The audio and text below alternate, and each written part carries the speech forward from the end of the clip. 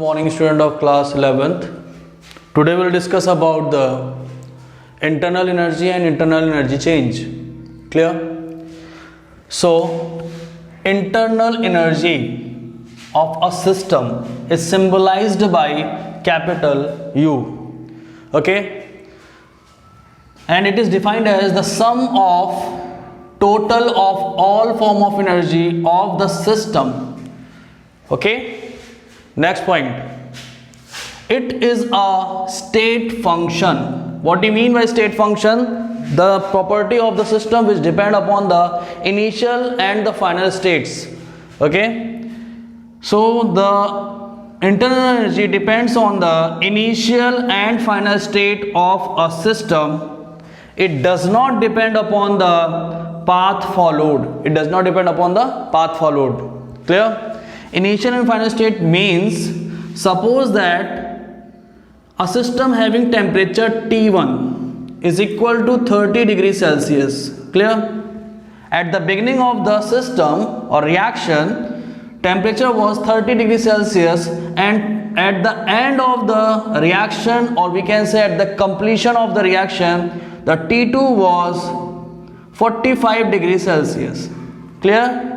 What the changes comes from initial to final state, that will be is equal to delta T is equal to T2 minus final minus initial, that is 45 minus 30 is equal to 15 degrees Celsius. Clear? So this is change initial and final. Similarly, in the case of internal energy, initial energy in the form of joule, suppose that initial energy will be 40 joule and final energy will be 45 joule. Clear? So the final, we can say total energy change, internal energy change, delta E is equal to E2 minus E1. So 45 minus 40 is equal to 5 joule will remains. Clear? So this is the initial minus, final minus initial, or we can say state function. This is the state function which depend upon the initial and final states. Clear? It does not depend path followed.